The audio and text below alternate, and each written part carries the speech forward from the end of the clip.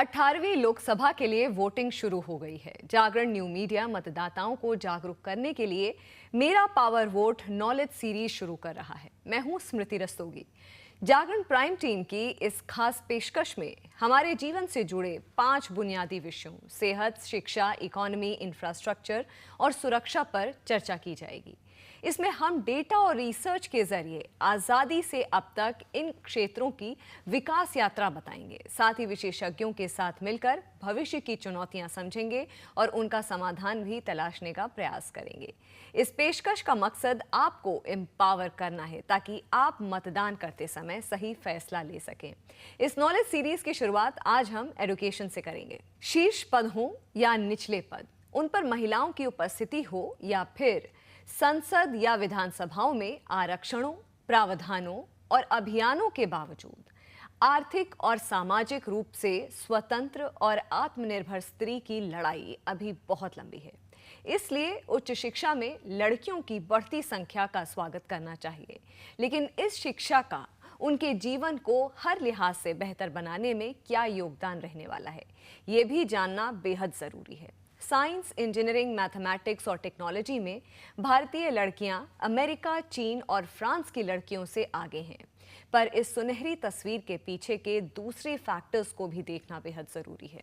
महिलाओं की शिक्षा के क्षेत्र में कितनी सूरत बदली है और कितनी हमारी सीरत, आइए जानते हैं। हमारे साथ इस पूरे विषय पर चर्चा करने के लिए स्टूडियो में 2 खास मेहमान हैं। आइए आपको इंट्रोडक्शन कराते हैं। हमारे साथ हैं doctor Durgesh Tripathi, IP university के professor and society and media Swayam MOOCs के नेशनल कोऑर्डिनेटर हैं। आपका बहुत बहुत स्वागत है। हमारे साथ हैं doctor Manish Bhalla, Bennett university के IQAC के director and royal society of chemistry London के ये फेलो हैं। आपका भी बहुत बहुत स्वागत है। क्योंकि आज हमारा फोकस एजुकेशन है। एजुकेशन में हम महिलाओं का किस तरह से योगदान है, किस तरह से भविष्य है, प्रेजेंट सिचुएशन क्या है, इस पूरे विषय को डिस्कस करने के लिए मैं रुख करूंगी हमारे मेहमानों का। सबसे पहले मैं आपके पास आऊंगी डॉक्टर त्रिपाठी। स्टेम बहुत ज़्यादा इस वक्त प्रोमिनेंट है भारत में। महिलाओं का जो पार्टिसिपेशन है, योगदान है, वो भी बहुत सराहनीय है। स्टेम की बात कर रहे हैं, science, technology, engineering and mathematics की बात कर रहे हैं। यहाँ तक कि जो बड़े बड़े देश हैं, US की बात करें, ब्रिटेन की बात करें, जर्मनी की बात करें, हम फ्रांस की बात करें, इन सारे देशों से के कंपैरिजन में यहाँ पे जो स्टेम को लेकर के जो महिलाओं का पार्टिसिपेशन है वो बहुत उत्साहजनक है।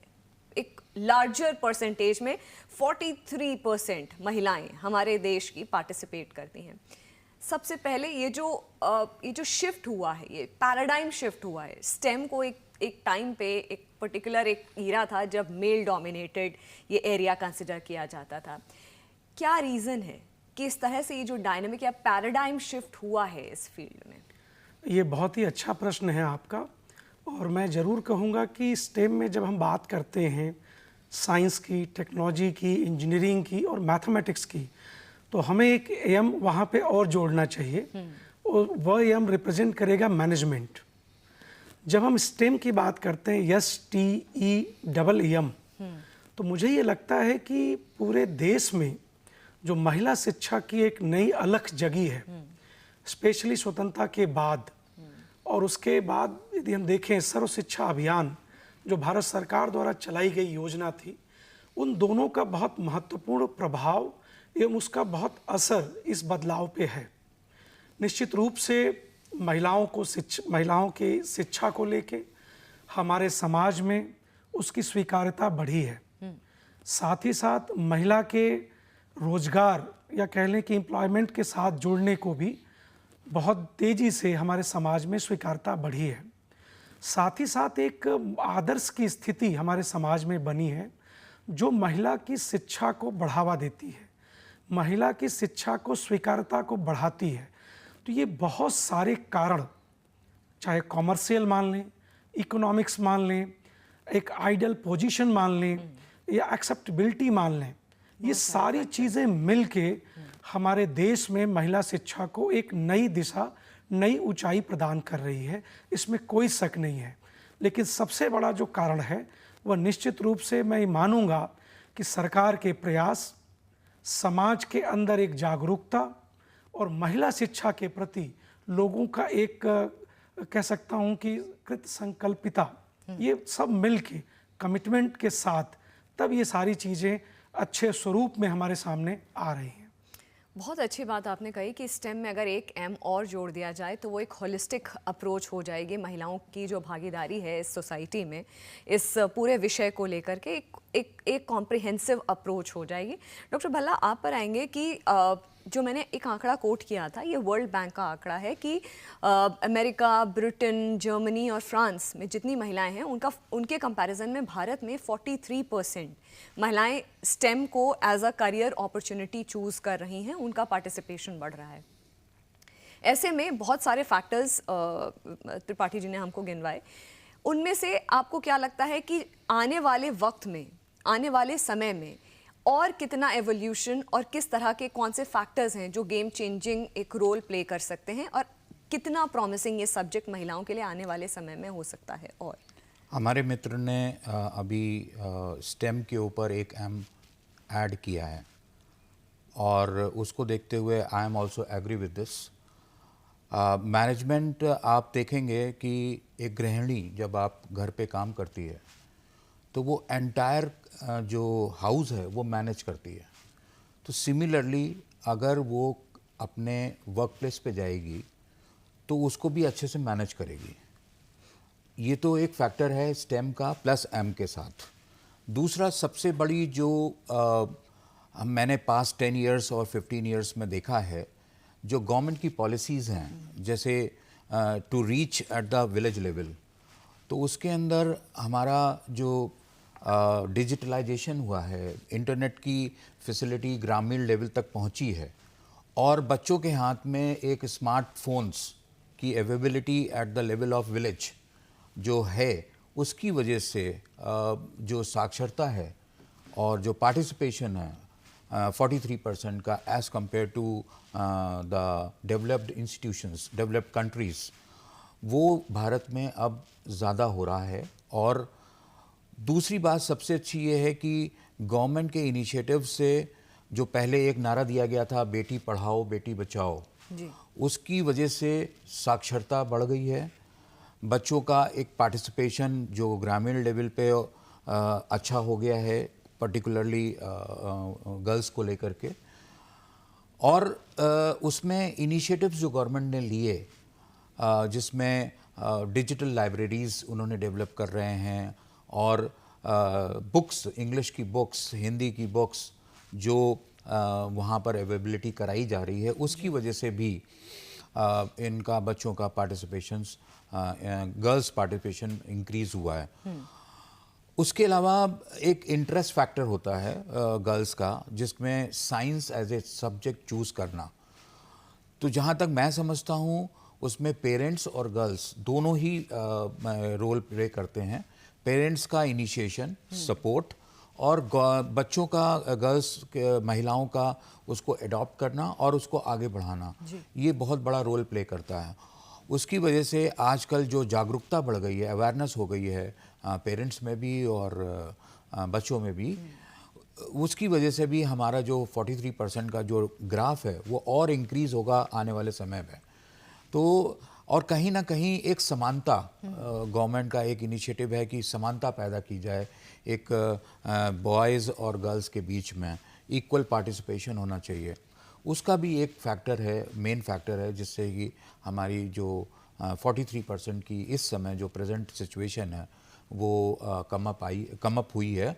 और मेरे ख्याल से आगे आने वाले समय पे जो गवर्नमेंट के इनिशिएटिव्स अभी चल रहे हैं, अगर वो कंटिन्यू रहेंगे तो ऑब्वियसली वो बढ़ेगी आगे आने वाले समय में।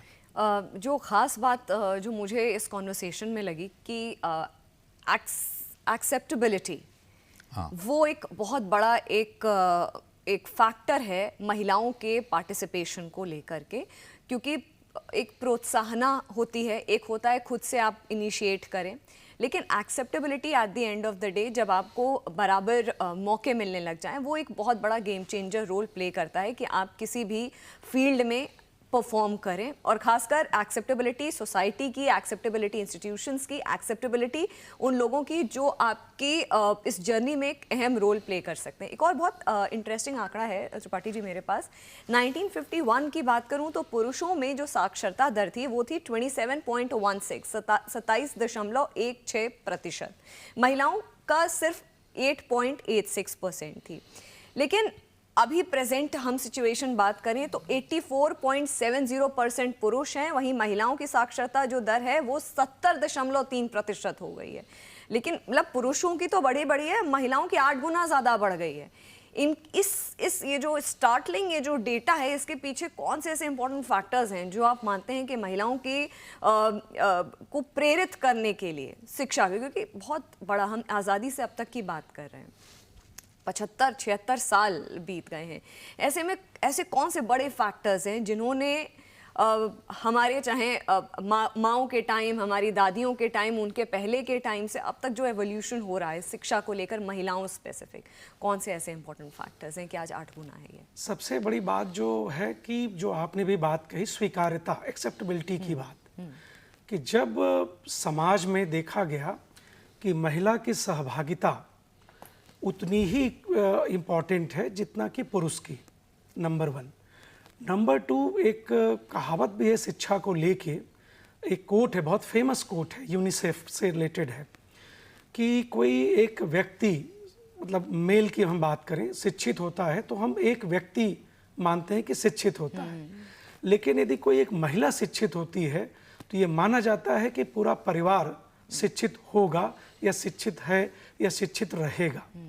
तो ये एक बहुत बड़ा चेंज, गेम चेंजर है, जिसमें कि कही जाती है ये बात। समाजशास्त्र की यदि हम बात करें, एक विषय है, उसमें कहा जाता है कि किसी भी बच्चे की शिक्षा या किसी भी व्यक्ति की शिक्षा प्रारंभ होती है उसके घर से। मतलब प्राथमिक शिक्षा का जो पहला एक केंद्र है, पहला एक शुरुआत होती है, वो घर से होती है। और जब समाज में, मतलब भारतीय समाज में यह रिफ्लेक्शन आया, इस तरह के डेटा आए, सक्सेस की स्टोरीज आए, कि जब व्यक्ति सफल होता है उससे पहले वो शिक्षित होता है। शिक्षित होने से पहले हमारे समाज में, परिवार में शिक्षा का यदि एक उसकी स्वीकार्यता है तो ये सारी चीज़ें एक डेवलपमेंट होती है, विकास होती है उसकी। तो ये बात धीरे धीरे हमारे समाज में लोगों ने समझा, स्वीकार्यता भी बढ़ी, और जो महिला शिक्षा के प्रति जन जागरूकता थी वह बढ़ी, और उनके मन में एक जो भावना थी कि महिला शिक्षित होकर वर्क प्लेस पे जाएगी, घर से बाहर निकलेगी तो कहीं कोई प्रॉब्लम नहीं आए, तो वह चीज़ भी समय के साथ परिवर्तन हुआ। उन्होंने ये महसूस किया कि नहीं, ऐसी कोई बात नहीं है, हमारे समाज में सभी इक्वल है। और सरकारी नीतियाँ भी, मैं इसको साफ कहूँगा, सरकारी नीतियाँ भी इसमें बहुत सपोर्ट करती हैं, क्योंकि जब सरकारी नीति के साथ साथ पोस्ट POSH जो कंप्लायंस की बात होती है, जो एकेडमिक इंस्टीट्यूशंस में एकदम मैंडेटरी है, जेंडर इक्वलिटी की जब हम बात करते हैं, और जब हम क्वालिटी एजुकेशन की बात करते हैं, तो United Nations sustainable development goal number 4 जो क्वालिटी एजुकेशन को कहता है, जैसे आपको पता ही है कि UNSDG के बहुत सारे लक्ष्य हैं, बहुत सारी प्राथमिकताएं हैं, ऑब्जेक्टिव्स हैं, बट जो UNSDG 4 है वो क्वालिटी एजुकेशन की बात करता है। और वो कहता भी है कि क्वालिटी एजुकेशन मतलब क्या? क्वालिटी एजुकेशन का मतलब ये नहीं है कि हम अच्छी शिक्षा, अच्छी किताब, अच्छे रिसोर्स पर्सन, अच्छी क्लासरूम, अच्छा इंफ्रास्ट्रक्चर देते हैं। उनका कहना है कि UNSDG 4 ऐसा कहता है कि जब भी हम क्वालिटी एजुकेशन की बात करते हैं, मतलब no discrimination, no gender discrimination, no socio-economic conditions discrimination, no caste and creed discrimination. That's after that we can be able to say that we are providing, imparting the quality education to all, quality education to everyone. तो ये भी जो concept है उसको पूरे देश में, भारतवर्ष में बहुत अच्छे से स्वीकार किया गया, और हमारा समाज और हमारा देश विश्व को एक नया उदाहरण पेश करने की तरफ बढ़ चुका है, बढ़ गया है। और आपने बताया भी कि जिस तरीके से स्टेम में महिलाओं की भागीदारी बढ़ी है, महिलाओं की संख्या बढ़ी है, सफलतापूर्वक पूर्व पूर्ण करने की, मुझे लगता है वो विश्व के सामने बहुत बड़ा आदर्श है, बहुत बड़ी चुनौती है। क्योंकि विकसित देश के रूप में यूएसए, कनाडा, यूरोपियन कंट्रीज से भी हम आगे चल रहे हैं जी। Number of enrolment and number of successful completion related with the STEM, related with the women. तो ये बहुत बड़ा एक तरीके से गेम चेंजर है और पूरे विश्व को आदर्श की स्थिति देता है कि हम महिला को समाज में केवल बराबरी की दर्जा देने की बात केवल कहते नहीं हैं, करते हैं और करके दिखा चुके हैं। और बाकी महिलाओं के लिए भी त्रिपाठी जी कहीं ना कहीं ये इनकरेजिंग फिगर्स तो हैं ही हैं, इनकरेजमेंट, क्योंकि ये हम खाली डेटा की बात नहीं कर रहे हैं, हम हर दूसरा घर छोड़ करके हम एक या हर घर में एक महिला की बात कर रहे हैं जो कि एक आइडियल एक महिला अपने घर में, लोग ऐसा, बाकी जो लड़कियां हैं या लोग ऐसा बनना चाहते हैं, एक समाज में, एक सोसाइटी में लोग चाहेंगे कि हम इनके जैसा बने। और ऐसे अम्पटीन एग्जाम्पल्स अब इस फील्ड में निकल करके सामने आ रहे हैं। लेकिन एक बात भला जी जो बहुत चिंता का विषय है कि ये सब कुछ होने के बावजूद सोसाइटी का थॉट प्रोसेस चेंज हुआ है, महिलाओं को मौके ज़्यादा मिले हैं, महिलाओं ने प्रूव भी किया है खुद को, और सोसाइटी और भी ऐसी चीज़ें या ऐसी पॉलिसीज़ ले करके आई है टाइम एंड अगेन कि उनका पार्टिसिपेशन और बढ़े। चाहे वो घर पे सपोर्ट देने की बात हो, क्योंकि जैसा आपने एम का मतलब मैनेजमेंट का कि जब वो घर को मैनेज कर सकती हैं तो अपने वर्क प्लेस को भी वो बहुत अच्छी तरह से मैनेज कर सकती हैं, वो कैपेबिलिटी इनबिल्ट होती है। लेकिन सर्विस सेक्टर में ये जो आंकड़े हैं ये बहुत ज़्यादा इंस्पिरेशनल है नहीं महिलाओं को देखते हुए। क्या रीज़न है और क्या कुछ उस पर्टिकुलर सेक्टर में करने की ज़रूरत है उस पार्टिसिपेशन को बढ़ाने के लिए? वर्क प्लेस पे एक्चुअली जो एक्सेप्टेंस है नो डाउट अभी वीक है, काफ़ी वीक है। बट क्या है कि with the time to change in future acceptability of a woman at the workplace, and because of certain mandatory policies like POSH उस और equality between main and women, उसकी वजह से, और दूसरा गवर्नमेंट की पॉलिसीज़ प्लस जो NGOs हैं, नॉन गवर्नमेंट ऑर्गेनाइजेशंस हैं, प्राइवेट सेक्टर्स हैं, उसके अंदर जो हायर टॉप मैनेजमेंट है उनका प्रमोशंस और CEO लेवल के ऊपर एक प्रेजेंस, वो बहुत बड़ा फैक्टर है इनकरेजमेंट का वुमेन्स के लिए। दूसरी चीज़ ये कि इफ़ पहले क्या होता था कि मीडिया में भी आप देखते थे तो men's are dominant in media section, लेकिन आज की डेट में because of good policies of the government, जो मीडिया जर्नलिज्म का कोर्सेज हैं आजकल लेडीज़ और गर्ल्स वगैरह बहुत ज़्यादा कर रहे हैं और उनका एक्टिव पार्टिसिपेशन है और उनको फ्रीडम भी मिल रहा है और प्रोटेक्शन मिल रहा है गवर्नमेंट की तरफ से, सिक्योरिटी मिल रही है गवर्नमेंट की तरफ से।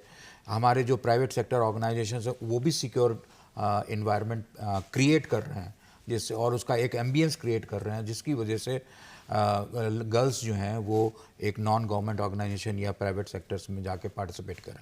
हमारी बेनेट यूनिवर्सिटी में अगर आप आंकड़े को देखोगे तो हमारे यहाँ एजुकेशनल इंस्टीट्यूशन है, 400 की फैकल्टी है अगर हम माने और स्टाफ मिला करके, तो हमारे कहाँ 67% के आसपास गर्ल्स हैं रादर देन रेस्ट 37 और 40% का जो बॉयज़ पार्टिसिपेशन है।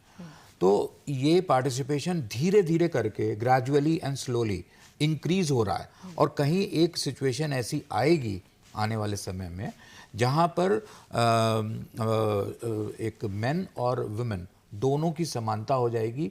और अभी तो कई सारे इनिशिएटिव गवर्नमेंट की तरफ से पेंडिंग है, जैसे पार्लियामेंट में एक रिजर्वेशन, वुमेन्स का रिजर्वेशन एक्ट आने वाला है, वो अभी हालांकि पास नहीं हुआ है लेकिन वो उसके ऊपर डेलिब्रेशंस होने हैं। तो जब वहाँ पार्लियामेंट में भी इक्वल पार्टिसिपेशन या 33% या 40% का जो भी है वो पार्टिसिपेशन का एक एक्ट पास हो जाएगा, तो जब पार्लियामेंट तक लोग पहुंचेंगे, गर्ल्स पहुंचेंगी, तो ऑटोमेटिकली हमारे सारे ऑर्गेनाइजेशंस में गर्ल्स का एक प्रेजेंस बढ़ता चला जाएगा। और हम इस बात को लेकर के ऑप्टिमिस्टिक हैं कि जो इस समय गवर्नमेंट काम कर रही है, वो चाहे शिक्षा के क्षेत्र में हो, चाहे ग्रामीण शिक्षा के क्षेत्र में हो, चाहे प्राथमिक शिक्षा के क्षेत्र में हो, चाहे हायर एजुकेशन में हो, उनकी रीच जो अब ग्रामीण तक हो गई है, मतलब विलेज लेवल तक हो रही है और आने वाले समय में और बढ़ेगी। तो इस वजह से मेरे ख्याल से जो इक्वल पार्टिसिपेशन इकोसिस्टम एक क्रिएट करना at the non government organization and private sector का एक कंड्यूसिव एनवायरनमेंट क्रिएट होना एक बहुत बड़ा फैक्टर है किसी भी ऑर्गेनाइजेशन में। और वहाँ पर अब लोगों की एडॉप्टेबिलिटी, क्योंकि पहले क्या होता था कि एक डोमिनेंस होता था, अब डोमिनेंस नहीं है, अब दोनों की वॉइस इक्वल मानी जाती है, तो वो एक्सेप्टेबिलिटी बढ़ गई है, जिसकी वजह से गर्ल्स का परसेंटेज बढ़ रहा है। त्रिपाठी जी, आप कुछ इसमें ऐड करना चाहेंगे?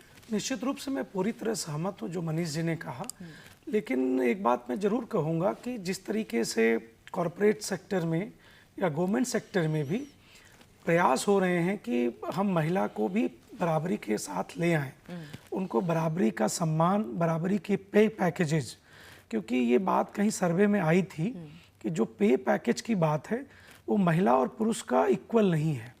ये भी आया, और ये चीज़ केवल भारतवर्ष की बात नहीं है, ये आंकड़े विदेश के भी हैं जो विकसित राष्ट्र कहलाते हैं अपने आप में, लेकिन वहाँ की ये आंकड़े हैं कि जो पे पैकेजेस हैं उसमें ज़रूर महिला और पुरुष में भेदभाव होते हैं।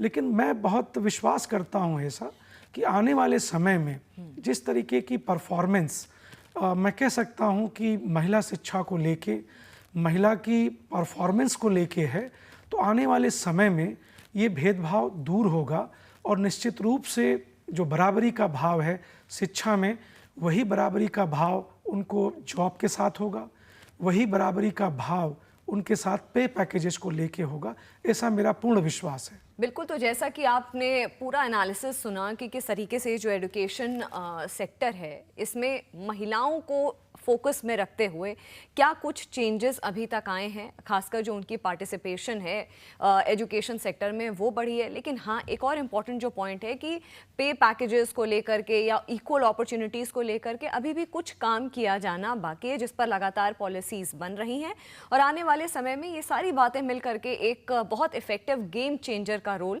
प्ले कर सकती हैं। तो हमारे साथ यहाँ पर दुर्गेश जी और मनीष जी लगातार मौजूद हैं, इनके साथ हम आगे भी चर्चा करते रहेंगे। आज साक्षरता दर 77.7% हो गई है। अनेक मामलों में हम दूसरे देशों से आगे निकल चुके हैं। इसका सबसे बड़ा उदाहरण हमारे इंजीनियर्स हैं। हर साल तैयार होने वाले इंजीनियर्स के मामले में भारत ने दुनिया के सबसे समृद्ध देश अमेरिका और सर्वाधिक आबादी वाले चीन को भी पीछे छोड़ दिया है।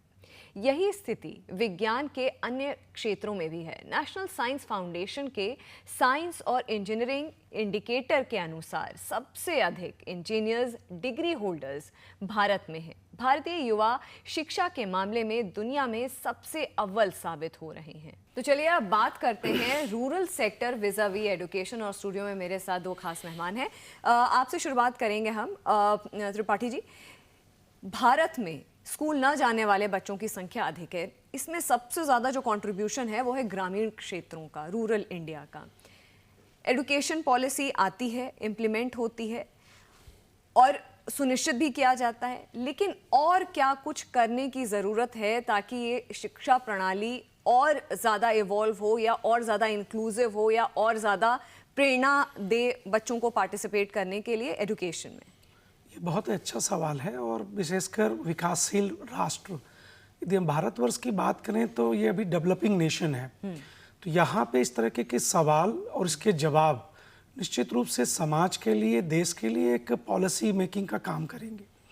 मैं ये बात को मानता हूँ, जो मेरा पर्सनल ऑब्जर्वेशन भी रहा है, कि ग्रामीण क्षेत्रों की जब शिक्षा की हम बात करते हैं तो हमने ये पाया कि ग्रामीण क्षेत्रों में जो प्राथमिक स्तर की शिक्षा है, जहाँ पे कि एक परिवार का बच्चा जाता है तो वो परिवार का बच्चा आर्थिक कमजोरी के कारण से उन बच्चों का इस्तेमाल अदर देन एजुकेशन यदि वो परिवार करता है तो कहाँ करता है, तो उनका जो प्रायोरिटी होती है वो अपने जो ग्रामीण क्षेत्रों के जो अर्थव्यवस्था के कारण है उसमें वे लोग इन्वॉल्व हो जाते हैं। दूसरा क्या है कि उनको ये लगता है कि एजुकेशन के बाद भी उसका आउटकम क्या होगा। तीसरी चीज़ें ये हैं कि जब वो बड़ा होगा तो एजुकेशन में हम ये जो इन्वेस्टमेंट कर रहे हैं, जो टाइम को लेके या मनी को लेके, उसका आउटकम क्या आएगा 5 साल के बाद, 10 साल के बाद, 15 साल के बाद, 20 साल के बाद, ये एक बड़ा सवाल है। तीसरा सवाल ये खड़ा होता है कि क्या जो हमारी प्राथमिक शिक्षा के जो केंद्र हैं वह उस गांव के, उस परिवार से या उस पारिवारिक समुदाय केंद्र से कितनी दूरी पे हैं।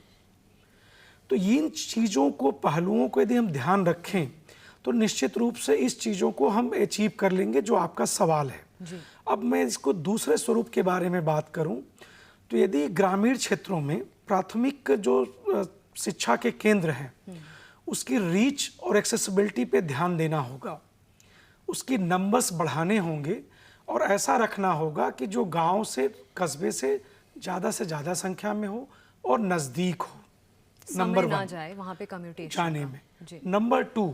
नंबर टू जो उनको पाठ्य पुस्तकें दी जाएं वह कोशिश करनी चाहिए कि हमें मुफ्त प्रदान करनी चाहिए, या ये एक तरीके से उनका कमिटमेंट लेना चाहिए कि भाई हम पढ़ाई करेंगे इसलिए ये कापी और किताबें दी जा रही हैं। तीसरा, समाज में प्रधान लेवल पे, ग्राम प्रधान लेवल पे, विलेज लेवल पे इस तरह के कार्यक्रम चलाए जाएं, जिस तरह का सर्व शिक्षा अभियान जैसे कार्यक्रम चलाया गया। जागरूकता की बात, क्योंकि जागरूकता बहुत जरूरी है, कैपेसिटी बिल्डिंग बहुत जरूरी है, और तभी आपको उसका इफेक्ट और इम्पैक्ट लॉन्ग टर्म में मिलेगा। तो इन 3-4 चीज़ों को यदि हम प्रायोरिटी के साथ करें और एक आदर्श की स्थिति प्रस्तुत करें प्राथमिक शिक्षा को लेके, तो मेरे हिसाब से ये जो आंकड़े हैं निश्चित रूप से बहुत अच्छे होंगे, उत्साहजनक होंगे और एक आदर्श की स्थिति का निर्माण करेंगे। भला जी, बहुत बेसिक बातें समझाई कि मतलब बहुत ही ग्रास रूट लेवल पे अगर हम बात करें कि एक्सेसिबिलिटी होनी चाहिए और फ्यूचरिस्टिक मतलब विजन होना चाहिए कि क्यों पढ़ाई करें, और जागरूकता, वो एक बहुत इंपॉर्टेंट, ये 3 फैक्टर्स बताए हैं। एक मेरे पास एक बहुत ही अच्छा एक आंकड़ा है, ASER की रिपोर्ट है जिसका जो मानती है कि ग्रामीण भारत में 14 से 18 वर्ष के बीच में जो बच्चे हैं वो बेसिक जो मैथमेटिक्स के जो सवाल होते हैं गुणा भाग के, वो नहीं कर पाते हैं, जो कि चौथी कक्षा में पढ़ रहे विद्यार्थी को आराम से कर लेना चाहिए। यहाँ 14 से 18 वर्ष की मैं बात कर रही हूँ। ऐसे में आने वाले वक्त में या प्रेजेंट सिचुएशन में ऐसे क्या चीज़ें हैं, ऐसी कौन सी पॉलिसीज़ हैं, जागरूकता की बात कर ली, एक्सेसिबिलिटी की बात कर ली, हमने ये समझ बनाने की बात कर ली कि आपको क्यों शिक्षा आपके लिए ज़रूरी है, लेकिन ये जो बेसिक, ये जो चुनौती है, इसका सामना कैसे करना चाहिए? हमारे मित्र ने जो एक ब्रॉड वे में जो 4-5 चीज़ें बताई, उसके बेसिस के ऊपर सबसे जो अहम इम्पॉर्टेंट थिंग है वो है आपका बेसिक इंफ्रास्ट्रक्चर, वो चाहे वो एकेडमिक इंफ्रास्ट्रक्चर हो, चाहे वो इंटेलेक्चुअल इंफ्रास्ट्रक्चर हो।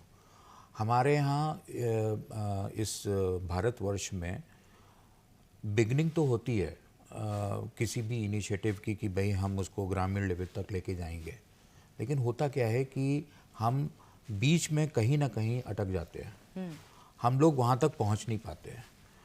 इसमें गवर्नमेंट ने अभी जो नेशनल एजुकेशन पॉलिसी 2020 निकाली है वो एक स्टूडेंट सेंट्रिक पॉलिसी है बेसिकली। उसमें क्या है कि आप ना, और उन्होंने जैसे डॉक्टर साहब ने बताया कि ग्राम प्रधान से टाई अप करेंगे और उनको अवेयर कराएंगे और वहाँ पर एक इंफ्रास्ट्रक्चर क्रिएट करेंगे एकेडमिक का, और अपने टीचर्स को लेके जाएंगे और वहाँ पर उसमें अवेयरनेस लाएंगे और बच्चों को इनकरेज करेंगे कि भाई वो पढ़ने आए और पढ़ें और उसके बाद स्किल्स डेवलप करें अपने में। लेकिन इसके अंदर मैं ये समझता हूँ कि यूनिवर्सिटी को और बिग इंस्टीट्यूशंस को या बिग NGOs को या बड़े प्राइवेट ऑर्गेनाइजेशंस जो एजुकेशन में नहीं भी इन्वॉल्व हैं, उनको भी एक आउटरीच एक्टिविटीज़ करनी पड़ेंगी, उनको भी कुछ इनिशिएटिव्स अपने तरफ से अंडर CSR वो लेना पड़ेगा और जाना पड़ेगा गांव लेवल तक का। और जैसे पहले एक पॉलिसी आई थी कि every university has to adopt 5 villages, वो बेसिक उसका जो ध्येय था, उसका जो ऑब्जेक्टिव था वो ये था कि जो यूनिवर्सिटी में शिक्षा दी जा रही है और जो वहाँ पर टीचर शिक्षा दे रहे हैं वो विलेज लेवल पे जाएंगे, वहाँ पर अवेयर करेंगे, बच्चों को इनकरेज करेंगे, और इनकरेज करने के बाद अगर बेसिक इंफ्रास्ट्रक्चर अगर अवेलेबल है तो वहाँ पर शिक्षा देंगे, या वहाँ से बच्चों को अपनी यूनिवर्सिटी में एक प्राथमिक शिक्षा के तौर पे लेके आना और आकर के शिक्षा को देना। जी। तो बेसिक ऑब्जेक्टिव तो यही था। अब हम कहाँ तक सफल हो पाए हैं इसका आंकड़ा मेरे पास अभी नहीं है, बट आपका ये कहना बिल्कुल ठीक है कि 14 से 18 साल के बच्चे, उनको बेसिक मैथमेटिक्स नहीं आती है। उसका एक रीज़न है, क्योंकि वहाँ पर जो मैथमेटिक्स के टीचर्स ही अवेलेबल नहीं हैं। वो एक इंटेलेक्चुअल फैकल्टी वहाँ पर जाए या वहाँ पर परमानेंटली अपॉइंट की जाए, उसके बजट्स भी होंगे। जी। तो वो जो एक मिसमैच है या एक इम्बैलेंस क्रिएट हुआ है, जब तक वो इम्बैलेंस कंप्लीट तरीके से ओवरकम नहीं होगा, तब तक ये जो रेशियो है वो ड्रॉप आउट्स का, या मैथमेटिक्स नहीं आती, या साइंस नहीं आती, या इंटरेस्ट डेवलप नहीं कर रहा, वो सारी चीज़ें एज इट इज़ रहेंगी। लेकिन हाँ, इन टाइम्स टू कम, जब हमारी कुछ गवर्नमेंट के इनिशिएटिव की वजह से जो नेशनल शिक्षा प्रणाली 2020 है, वो अगर गांव के लेवल तक पहुंचती है और गांव या स्टेट या डिस्ट्रिक्ट लेवल के ऊपर उसका एडॉप्शन होता है, क्योंकि अभी भी नेशनल एजुकेशन पॉलिसी कुछ स्टेट्स में तो होलिस्टिकली इम्प्लीमेंट की जा चुकी है, लेकिन कुछ स्टेट्स अभी भी उन्होंने अडॉप्ट नहीं किया है। It is just because कि there is a disparity, or there is a like a disparity in the views of central government as well as the state governments.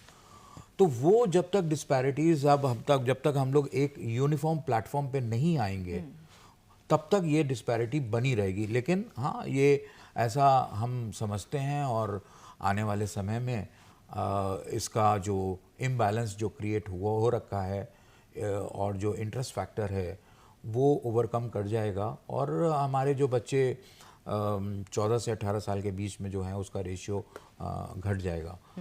एक और फैक्टर है जो ड्रॉप आउट फैक्टर है, मैंने doctor साहब से भी इस बात को शेयर किया, और उनका भी यही कहना है कि हमारे जो बच्चे हैं, सपोज़ 8वें क्लास तक के बच्चे जो हैं, वो ड्रॉप आउट हो जाते हैं। पढ़ते ज़रूर हैं, लेकिन वो 8वें से 10th में या 12th में बच्चे पढ़ने नहीं जाते हैं, कंटिन्यू नहीं करते।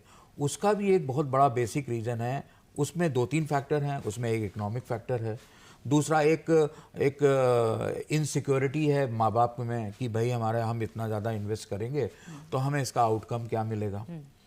तो आजकल इसीलिए गवर्नमेंट आजकल ये कह रही है कि भाई आप अपनी स्किल डेवलप करो।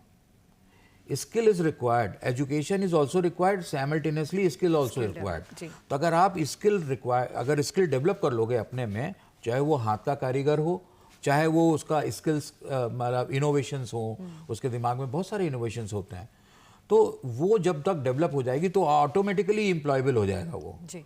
तो अब धीरे धीरे, अच्छा, दूसरी रीच, गवर्नमेंट की reach at the level of village with the help of sarpanch और ग्राम प्रधान, वो एक बहुत बड़ा फैक्टर है। तो और आर्थिक एक जो इकोनॉमिक इशू है, वो धीरे धीरे करके चेंजेस आएंगे उसके अंदर।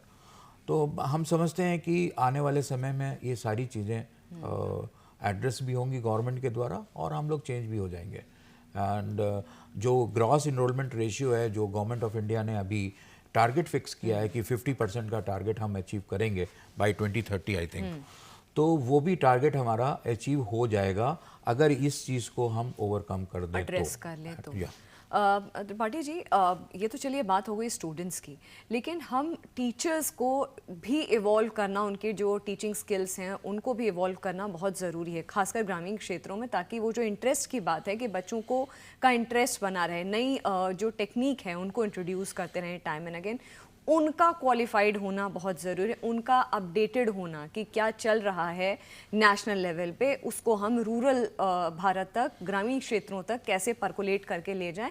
उसमें एक सेतु का काम करती हैं वो अध्यापिकाएं या अध्यापक वो काम करते हैं। तो उनका स्किल सेट डेवलपमेंट कितना ज़रूरी है?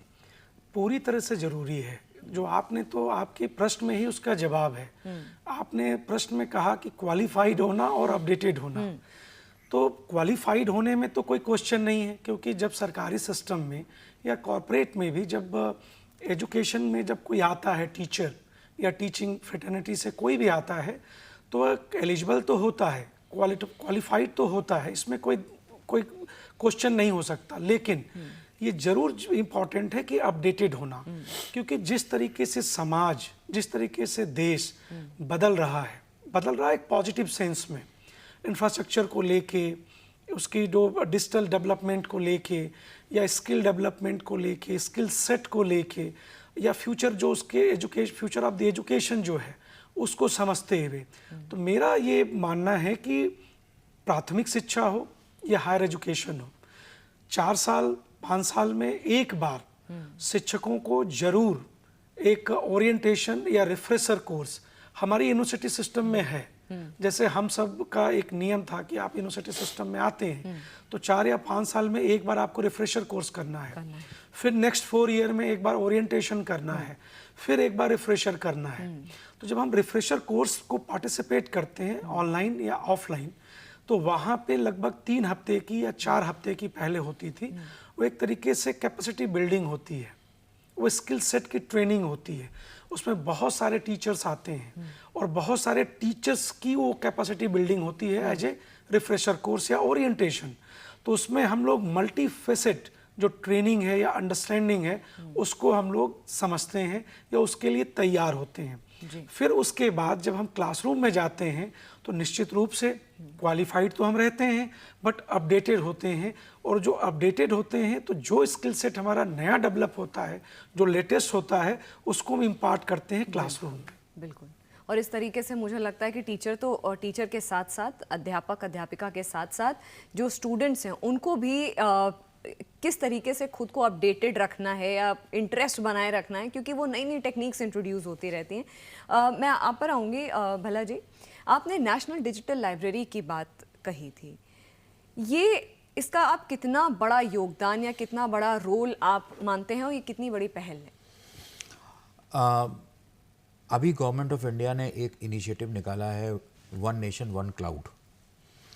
तो उससे क्या होगा कि वो अभी इनिशिएटिव आने वाला है, अभी आया नहीं है, और नेशनल डिजिटल लाइब्रेरी जिसकी कि आउटरीच विलेज लेवल तक जाएगी, वो भी अभी initiative full and final implement नहीं हुआ है, लेकिन हाँ in times to come because of this election शायद आने वाले समय में इम्प्लीमेंट हो जाएगा।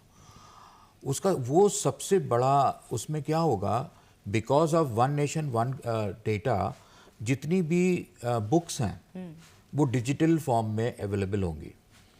आज की डेट में चाहे वो रूरल एरिया हो, चाहे वो अर्बन एरिया हो, सेमी अर्बन हो, और चाहे वो मेट्रो सिटीज़ हों या मेगा सिटीज़ हों, सबके पास इनफैक्ट बच्चों के पास मोर देन 90% बच्चों के पास इस समय स्मार्टफोन है, और वो स्मार्टफोन चलाना भी जानते हैं। तो नेशनल डिजिटल लाइब्रेरी का जो एक बेस्ट यूज़ है वो ये होगा कि ग्रामीण लेवल तक वो डिजिटल लाइब्रेरी पहुंचेगी with the help of sarpanch और विद द हेल्प ऑफ प्रधान्स, और वहाँ पर एक इंफ्रास्ट्रक्चर क्रिएट होगा। चूँकि ये वन क्लाउड पे है तो फ्रीली एक्सेसिबल होगा। तो अगर बच्चे को कोई इंग्लिश की बुक पढ़नी है या मैथमेटिक्स की बुक पढ़नी है, साइंस पढ़नी है, मैथमेटिक्स पढ़नी है या मैनेजमेंट के सब्जेक्ट्स पढ़ने हैं, तो मोर देन करोड़ों बुक्स डिजिटल फॉर्म में अवेलेबल होंगी। तो उससे क्या होगा कि बच्चे तो अवेयर हो जाएंगे, लेकिन साइमल्टेनियसली वही लाइब्रेरी का यूज़ फैकल्टी भी करेगी, तो दोनों ही चीज़ें साइमल्टेनियसली चलेंगी। तो बच्चे भी स्किल्स क्रिएट इनको अपग्रेड हो जाएंगे और फैकल्टी भी अपग्रेड हो जाएगी। तो मैं ये समझता हूँ कि because of this initiative of government, digital India जो पहले डॉक्टर साहब ने बताया, उसकी वजह से हम लोग आज की डेट में आने वाले समय में ये सारी चीज़ें बच्चे जो हैं सीखेंगे। आपको शायद ध्यान होगा कि 85 में जब कंप्यूटर लॉन्च हुआ तो सबसे पहले कंप्यूटर लॉन्च हुआ था बैंकिंग सिस्टम में और रेलवे सेक्टर में। तो लोगों के पास एक डर सा था कि हम कैसे अडॉप्ट करेंगे। बट क्या हुआ कि शॉर्ट टर्म कोर्सेज डेवलप हुए, फिर वो लोगों ने किए। तो सिमिलरली वो शॉर्ट टर्म कोर्स अब आ गए हैं फ़ोन के माध्यम से। अब फ़ोन में ऐप्स आ गए हैं, डिफरेंट ऐप्स आप डाउनलोड कीजिए, लॉगिन आईडी पासवर्ड बनाइए और उसके बेसिस के ऊपर आप एक्सेस करना शुरू कर दीजिए। तो आज की डेट में मैं ये समझता हूँ आने वाले समय में अगर ये कम्प्लीटली ऑन ग्राउंड हो जाएगी नेशनल डिजिटल लाइब्रेरी, तो शायद नहीं, हम समझते हैं कि 100% बच्चे जो हैं वो स्किल अपने आप में जनरेट कर लेंगे। नहीं, बहुत अच्छी और बहुत इंटरेस्टिंग मुझे लगता है ये फैक्टर आने वाले वक्त में हो सकता है कि जो नेशनल डिजिटल लाइब्रेरी का ये जो कॉन्सेप्ट है, खासकर ग्रामीण क्षेत्रों में उन स्टूडेंट से कनेक्ट करने के लिए, उन स्टूडेंट्स को अपडेट करने के लिए, और फैकल्टी का भी अहम रोल हमने यहाँ पे एनालाइज किया कि किस तरीके से प्रेजेंट सिचुएशन को देखते हुए आने वाले समय में जो सस्टेनेबल डेवलपमेट गोल्स को फोकस करते हुए क्या ऐसे फैक्टर्स हैं जो अहम रोल निभा सकते हैं, और प्रेजेंट एजुकेशन सिस्टम को फोकसिंग दी रूरल इंडिया उसको और कितना इवॉल्व किया जा सकता है। हमारे साथ लगातार स्टूडियो में बने हुए हैं डॉक्टर भल्ला और डॉक्टर त्रिपाठी, इनसे हम चर्चा जारी रखेंगे। भारत की करीब 65% से अधिक आबादी गांव में बसती है। ग्रामीण शिक्षा का तंत्र जितना मजबूत होगा उतना ही देश सुदृढ़ होगा। ग्रामीण स्तर पर शिक्षा के स्तर में सुधार तो हुआ है, लेकिन अभी लंबा सफर तय करना शेष है। ग्रामीण शिक्षा के क्षेत्र में हुए बदलावों को लेकर बात करते हैं दुर्गेश जी और मनीष जी से। तो चलिए अब बात करते हैं एजुकेशन सेक्टर और अर्बन इंडिया को लेकर के। और जैसा कि लगातार स्टूडियो में मेरे साथ दोनों ही मेरे खास मेहमान हैं। त्रिपाठी जी, आपसे ही शुरुआत करते हैं। नेशनल एजुकेशन पॉलिसी का टाइम एंड अगेन जिक्र हमारे डिस्कशन में भी हुआ है। NEP 2020 इसको एक क्रांतिकारी स्टेप, एक रेवोल्यूशनरी स्टेप माना जा रहा है एजुकेशन सिस्टम को लेकर के। एजुकेशन सिस्टम में इस पॉलिसी में ऐसे कौन से मैजिकल फैक्टर्स आप मानते हैं जो कि इसको रेवोल्यूशनरी या क्रांतिकारी कहा जा रहा है? जब आप NEP कहते हैं तो NEP से दो चीज़ें लोगों को समझ में आती हैं, नेशनल एजुकेशन पॉलिसी या न्यू एजुकेशन पॉलिसी। तो जब हम न्यू समझते हैं या नेशनल समझते हैं तो दोनों में एक चीज़ कॉमन है कि पूरे देश के लिए है और नई है। नई मतलब कंटेम्प्रेरी है, रिलेवेंट है। नई का मतलब ये है कि आगे ये 10 साल, 5 साल, 15 साल जो भी उसका टेन्योर होगी, अवधि होगी, उसके लिए ये प्रासंगिक रहेगा। मेरा अपना मानना ये है कि मैं NEP के साथ थोड़ा सा मेरा एक जुड़ाव रहा है, उसको समझने में, बात करने में और उस बारे में थोड़ा रिसर्च करने में। मेरा ये मानना है कि भारतवर्ष ही नहीं, किस विश्व का कोई भी राष्ट्र यदि वो आगे बढ़ा है तो 3 चीज़ों से बढ़ा है।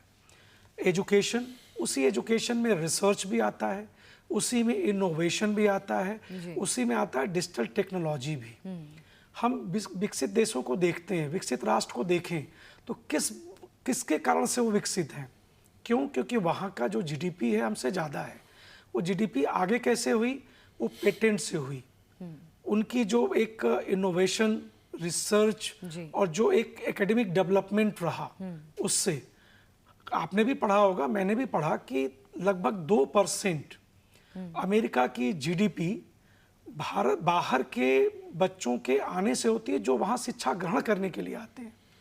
मुझे ये लगता है कि आने वाले समय में NEP के द्वारा, जो NEP में डिजिटल टेक्नोलॉजी की इंक्लूजन की बात कही जा रही है, जिसमें ओपन एजुकेशन रिसोर्सेज की बात कही जा रही है, जिसमें ये बात कहा जा रहा है कि स्किल ओरिएंटेशन होगा, जिसमें ये कही जा रही है और ऑलरेडी उसमें इनबिल्ट है फ्लेक्सिबिलिटी, उसमें ये भी इनबिल्ट है anyone anywhere can be able to learn, can be able to earn their degree और ए सर्टिफिकेट।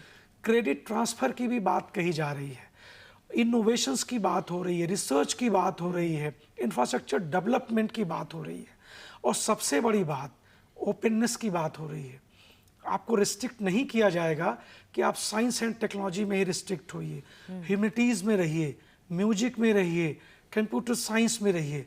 मतलब एक तरीके से पूरा बुके आपके पास है जिसमें आपकी मन है, जिसमें आपकी अपनी प्रायोरिटी प्रेफरेंस है, जिसमें आपका दिल करता है उसके साथ आप आगे बढ़िए। मुझे ये लगता है कि इस तरीके का बुके जिस तरीके से NEP प्रदान कर रहा है, ये पूरे देश के लिए और भारतवर्ष के लिए आने वाले 5 साल और 10 साल में इसका प्रभाव आपको देखने को मिलेगा।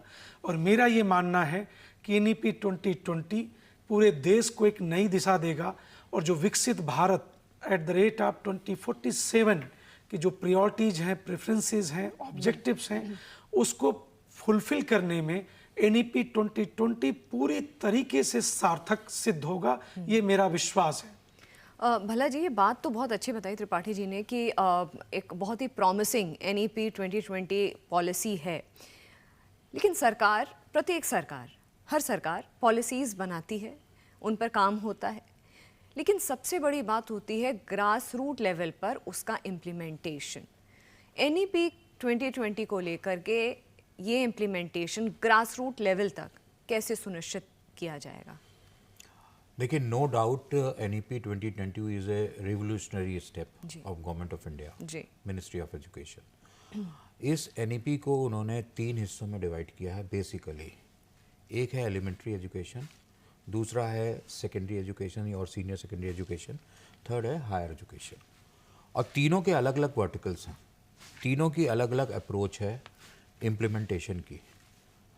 अगर आप एलिमेंट्री एजुकेशन को देखते हैं तो हमने पहले भी बात करी ग्रामीण लेवल के ऊपर इम्प्लीमेंटेशन की, कैसे इम्प्लीमेंट होगी जी, और जिसके अंदर इनकरेजमेंट भी होगा बच्चों को, फैमिली को काउंसलिंग भी होगी, उनकी मदर फादर को बताया जाएगा कि भाई शिक्षा का ये रोल है और अगर आप बच्चे को शिक्षा दिलवाते हैं तो उससे ये फ़ायदे भी होंगे।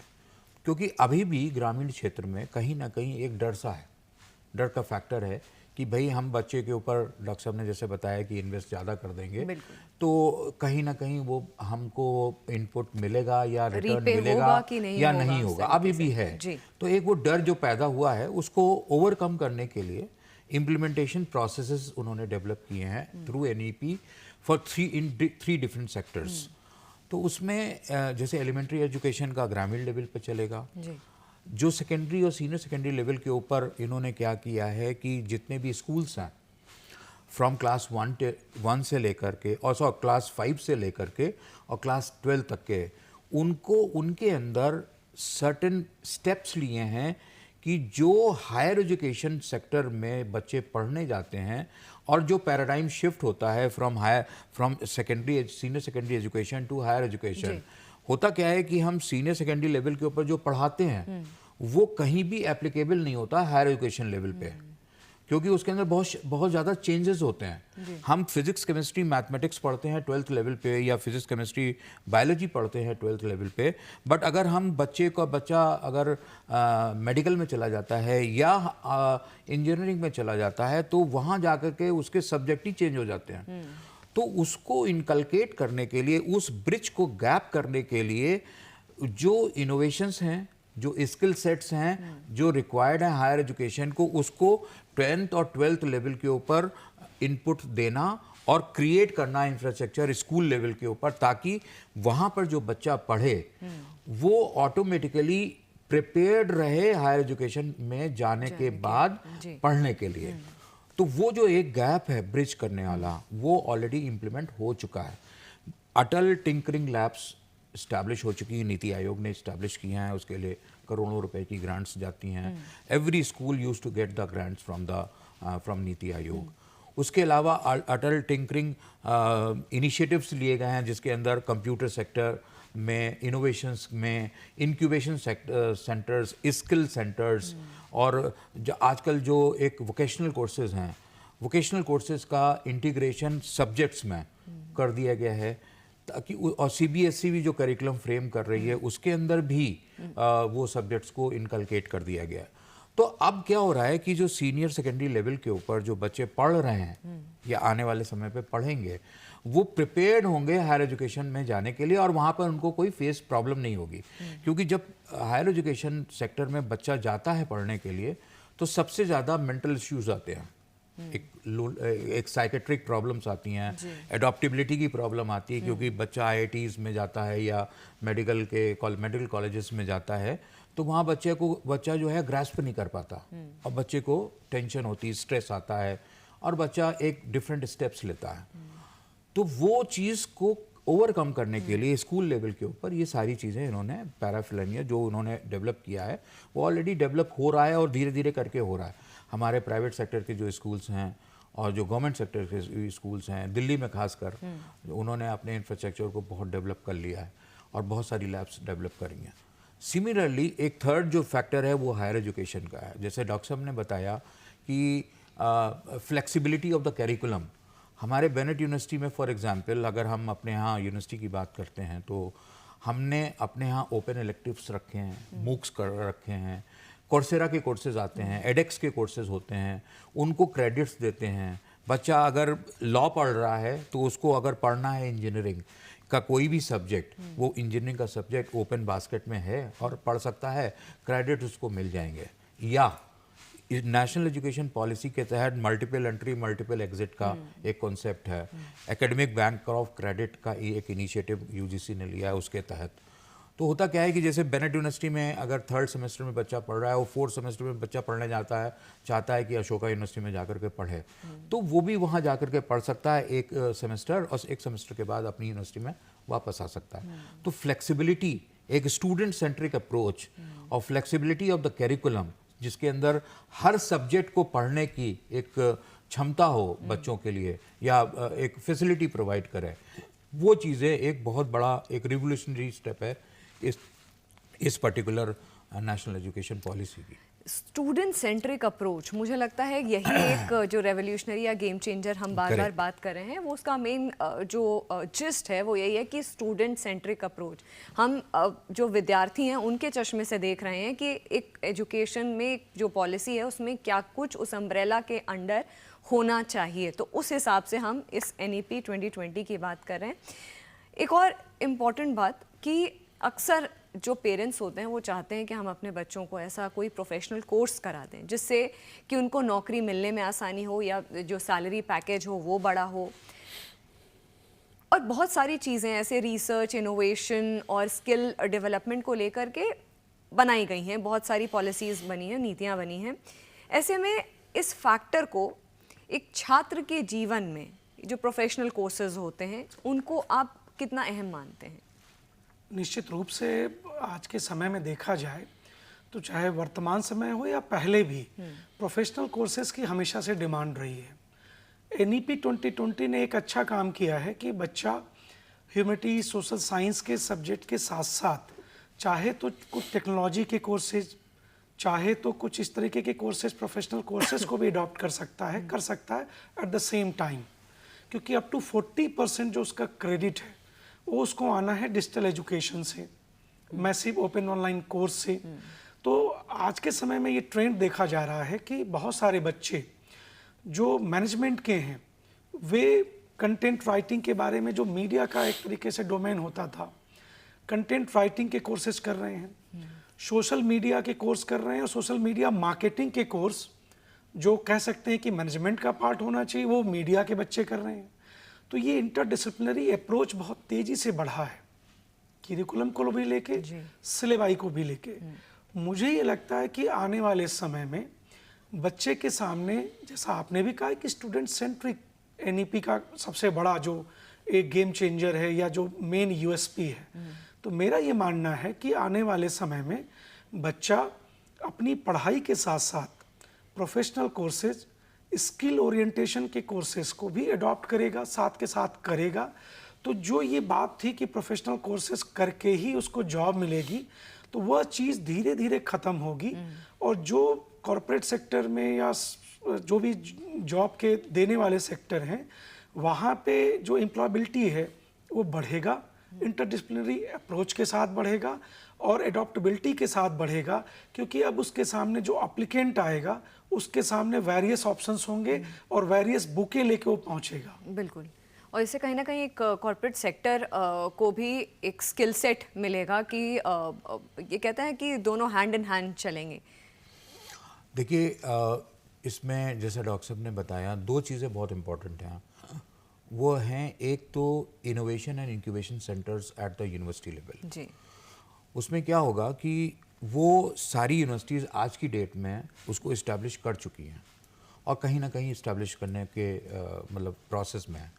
दूसरा सबसे बड़ा जो इम्पोर्टेंट फैक्टर है, दूसरा वाला, वो ये है कि इंडस्ट्री पर्सनल्स का एकेडमिया में पार्टिसिपेशन। जी, तो उससे क्या हो रहा कि जो इंडस्ट्री की रिक्वायरमेंट है, जो स्किल सेट की रिक्वायरमेंट है इंडस्ट्रीज़ में काम करने की, वो हायर एजुकेशन के साथ जब ब्रिज करेगा या जब कोलैबोरेट करेगा, तो वो बच्चा पहले ही हायर एजुकेशन इंस्टीट्यूशन में पढ़ के जाएगा, तो जब इंडस्ट्री में जा कर के काम करेगा तो उसके लिए कोई नया काम नहीं होगा, ठीक है।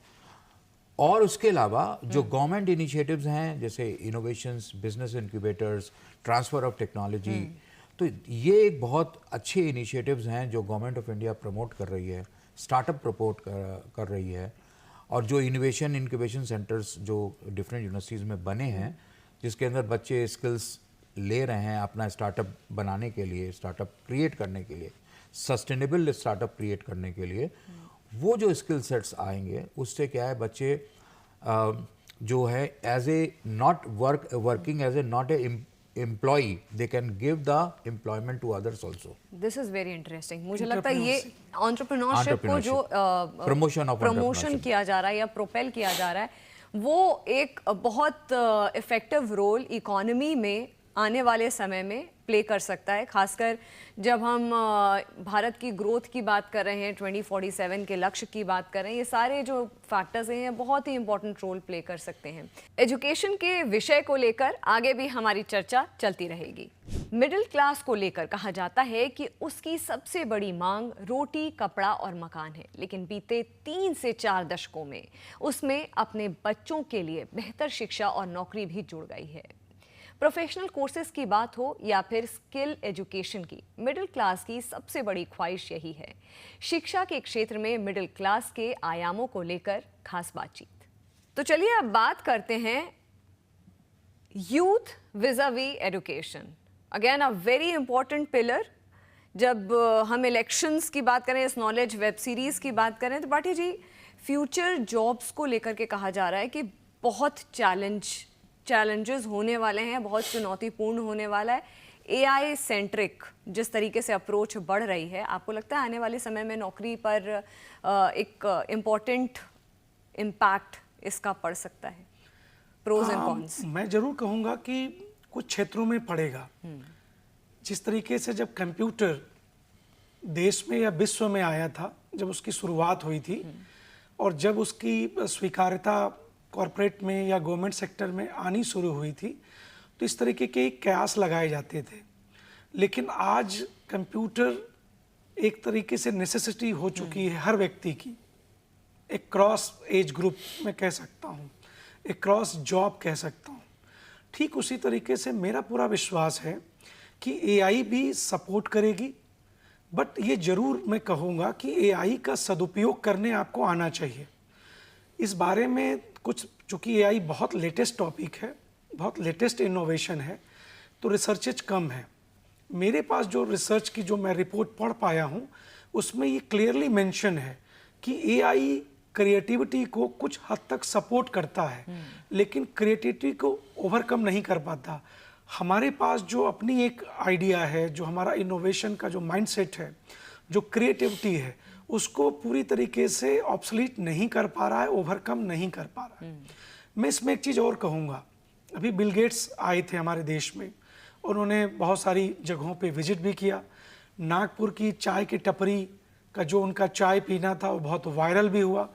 लेकिन मुझे विश्वास है कि बहुत सारे युवाओं ने, बहुत सारे मीडिया के लोगों ने भी उनके उस इंटरव्यू को ज़रूर कवर किया होगा या फॉलो किया होगा, जिसमें उन्होंने, बिल गेट्स ने एक बहुत अच्छी बात कही है। उन्होंने कहा है कि आने वाले समय में भारतीय युवा नंबर 1 होंगे विश्व में।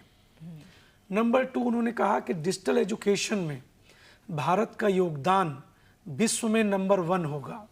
तीसरी बातें उन्होंने कही है जो बहुत ही ज़रूरी है हमें जानना, कि आने वाला समय भारत के युवाओं का है। मुझे लगता है कि बिल गेट्स की ये तीनों जो पॉइंट थे, ये तीनों पॉइंट्स में उन्होंने ओवरऑल भविष्य के बारे में और वर्तमान के बारे में एक अपने अनुभव के आधार पे सब कुछ बोल दिया है। अब जहाँ तक एआई की बारे में बात करें, तो जो एआई के जनक कहे जाते हैं सैम अल्टमैन, उन्होंने उसको भी मॉडिफाई कर दिया है। वो कहते हैं कि एआई का मतलब आर्टिफिशियल इंटेलिजेंस से अब आगे हो चुका है, एजीआई हो गया, आर्टिफिशियल जनरल इंटेलिजेंस। तो मुझे ये लगता है कि हमें एआई को या एजीआई को अपने सदुपयोग करना चाहिए, उसका लाभ लेना चाहिए, अपना सहयोगी बना के काम लेना चाहिए। और जहाँ तक जॉब के जाने की बात है, जहाँ तक इस तरीके का सवाल है, मैं ये कहता हूँ कि हमेशा से ये प्रोज एंड कॉन्स जरूर रहते हैं, लेकिन हमें हमेशा इस बारे में ध्यान रखना चाहिए कि हम वर्तमान तकनीक को अपने लिए, समाज के लिए और देश के लिए कैसे उसके विकास करने में, कैसे उसका लाभ लेके आगे बढ़ने में उसका सदुपयोग करें। तो मुझे लगता है कि ये ज़्यादा अच्छा होगा और ज़्यादा मतलब उपयुक्त होगा कि हेल्प ले लें, एक सहयोग ले लें, लेकिन डिपेंडेंसी होना ये थोड़ा सा फिर चुनौतीपूर्ण हो जाएगा। भला जी, जिस तरह से तेज़ी से टेक्नोलॉजी में शिफ्ट हो रहा है, इतना डायनेमिक है टेक्नोलॉजिकल एडवांसमेंट जो हो रहा है, आने वाले समय में जो युवा हैं उनको कौन से ऐसे कोर्सेज की ज़रूरत पड़ सकती है या ऐसी डिमांड उठ सकती है कुछ ऐसे कोर्सेज की जिनसे टेक्नोलॉजिकली साउंड रह सकें? जैसा कि ये आर्टिफिशियल इंटेलिजेंस का ज़माना चल रहा है, हमारी गवर्नमेंट ऑफ इंडिया भी बड़ी सून एक रेगुलेशंस लाएगी आर्टिफिशियल इंटेलिजेंस को टू मॉनिटर कि उसका सदुपयोग हो रहा है या उसका दुरुपयोग हो रहा है। तो मैं समझता हूँ कि जो बच्चे हैं, जो स्टूडेंट्स हैं, उनको science as a subject, engineering, artificial intelligence, machine learning, virtual designs, virtual reality, ये एक ऐसे सब्जेक्ट हैं जो बर्निंग हैं आने वाले समय में, उनको पढ़ना चाहिए और उसके कोर्सेज करने चाहिए। वो चाहे 4 ईयर डिग्री कोर्स हो या 3 ईयर डिग्री कोर्स हो, या उसके स्किल सेट्स अचीव करें with the help of various online courses या ऑनलाइन मूक्स का है, या कोर्सेरा है, या एडेक्स वाले प्रोग्राम्स को करने के बाद इस संबंध में मैं आपको एक पॉजिटिव अप्रोच बता रहा हूँ हम अपनी यूनिवर्सिटी की। We are going to launch a artificial intelligence and machine learning school in our Bennett university from this academic year. और ये एक ऐसा रिवोल्यूशनरी स्टेप है बेनेट का, जिससे कि हमारी यूनिवर्सिटी को और देश को और इनफैक्ट स्टेट को बहुत फ़ायदा होने वाला है, क्योंकि इससे बच्चों को जो शिक्षा मिलेगी वो उसको एग्जीक्यूट कर पाएंगे आने वाले समय में। तो मैं समझता हूँ कि बच्चों को आज की डेट में अपडेट होना चाहिए। अगर बच्चा आर्ट्स एंड ह्यूमैनिटीज़ का है तो उसको भी आर्टिफिशियल इंटेलिजेंस और मशीन डिज़ाइन या मशीन लर्निंग या वर्चुअल रियलिटी के कोर्सेज करने चाहिए। इसीलिए जो नेशनल एजुकेशन पॉलिसी है ये स्टूडेंट सेंट्रिक है। किसी भी समय बच्चा कोई भी मल्टी डिसिप्लिनरी या इंटर डिसिप्लिनरी कोर्सेज को करने के बाद वो बच्चा अडॉप्ट कर सकता है। आपको शायद मेरे ख्याल से पता ही होगा कि यूएस, यूके या कनाडा में अगर कोई बच्चा एमएससी बायोकेमिस्ट्री से किया है या पीएचडी एमएससी केमिस्ट्री से किया है, तो it is not necessary that he will go and do the PhD in only in chemistry और ओनली इन बायोकेमिस्ट्री। तो वहाँ पर फ्लेक्सिबिलिटी है। एक केमिस्ट्री का बच्चा फिजिक्स से भी पीएचडी कर सकता है, एक फिजिक्स का बच्चा बायोकेमिस्ट्री से भी पीएचडी कर सकता है। तो ये एक ओपननेस है, ट्रांसपेरेंसी है, और उस तरीके के जो कोर्सेज है वो अवेलेबल हैं करने के लिए। वो इंटरेस्ट अगर बच्चे में है तो वो कर सकता है। बिल्कुल।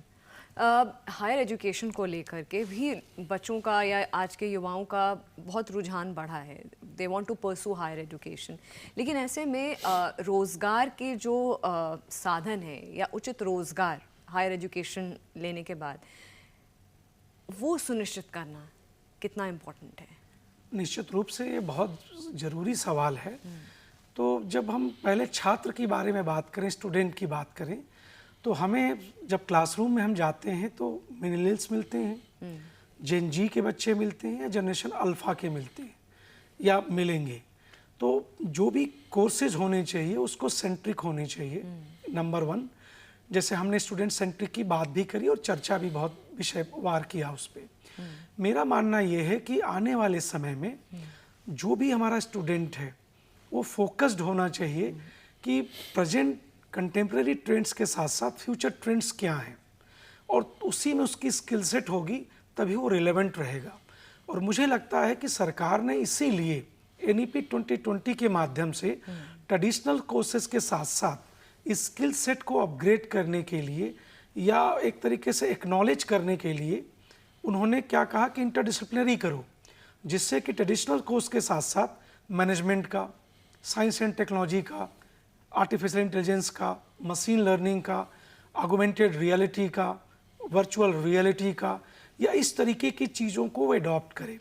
क्योंकि समय ये जो अभी दिख रहा है वो समय अभी ट्रांजिशन का है। मैं अभी ट्रांजिशन वर्ड इसलिए यूज करता हूँ क्योंकि भारतवर्ष में सोशियो इकोनॉमिक कंडीशंस बहुत ही डाइवर्स है।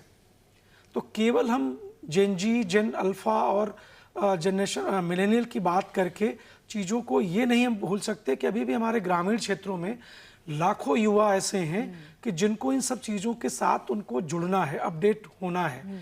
वे सोशल मीडिया के साथ तो जुड़े हैं, सोशल नेटवर्किंग के साथ तो जुड़े हैं, मोबाइल के साथ तो जुड़े हैं, लैपटॉप के साथ जुड़े हैं, PC के साथ जुड़े हैं, लेकिन जो कोर्सेज हैं जिसमें उनको रोजगार मिले जिससे कोर्स करने के बाद उनको रोजगार की संभावना बढ़े, तो मुझे लगता है इस तरीके का एक इकोसिस्टम डेवलप हो रहा है जो एजुकेशन सिस्टम में बहुत तेजी से अडॉप्ट हो रहा है। तो मुझे ये लगता है कि आने वाले समय में जो हमारा देश का युवा है, जो लर्नर्स हैं, वो निश्चित रूप से अपनी पास्ट, प्रेजेंट और फ्यूचर प्रॉस्पेक्ट्स को देखते हुए इस तरीके का विषय का चुनाव करेंगे, कोर्सेज का चुनाव करेंगे जो मैनेजमेंट के साथ साथ साइंस एंड टेक्नोलॉजी के साथ साथ उनको आगे नई दिशा देगा। और NEP 2020 बार बार ये कहता है हायर स्टडीज़ में यदि आपको जाना है, जैसे मास्टर्स में या PhD करना है, तो वही बच्चा जाए जिसका रिसर्च में इंटरेस्ट हो। जबरदस्ती का मास्टर्स या PhD नहीं करना है, हमें स्किल सेट को डेवलप करना है। और अंडर ग्रेजुएट कोर्स करके भी अच्छी जॉब आपको मिल सकती है, रोजगार की बहुत सारी संभावनाएं हैं। जब हम ढूंढते हैं तो UG करके भी बच्चे ऐसे नहीं मिलते कि जिनके पास स्किल हो। और जो बात आपने डॉक्टर भल्ला साहब ने कही कि अभी जो NEP ने एक बहुत अच्छा बात कहा कि प्रोफेशनल और क्लासरूम, क्योंकि हम मीडिया की बात करें, जैसे हम मीडिया डिपार्टमेंट से आते हैं, तो बच्चे पढ़ के जाते थे, आपके पास मीडिया हाउसेज में जाते थे, तो मीडिया हाउस के प्रोफेशनल्स या एस्टैब्लिश जो जर्नलिस्ट होते थे, रिपोर्टर होते थे, वे कहते थे कि आपका बच्चा अभी उतना इंडस्ट्री के साथ उसका मिक्सअप नहीं हो पा रहा है, वो अभी समझ नहीं पा रहा है कैसे हमें परफॉर्म करना है। तो जब NEP 2020 ने कॉरपोरेट को या प्रोफेशनल को क्लासरूम में ले आया और क्लासरूम का बच्चा अपनी इंटर्नशिप या और तरीके से वो प्रोफेशनल फील्ड के साथ एक एक्टिवली इंगेज्ड होगा। मैं वर्ड यूज करता हूँ एक्टिवली इंगेज्ड। तो निश्चित रूप से जो नई जनरेशन आएगी लर्नर्स की NEP 2020 के साथ साथ, वो एक नई दिशा देगी, नई समझ के साथ होगी और कॉरपोरेट और प्रोफेशनल फील्ड के साथ साथ एकेडमिक फील्ड में भी एक नया उनका एक मुकाम बनेगा, ऐसा मेरा विश्वास है।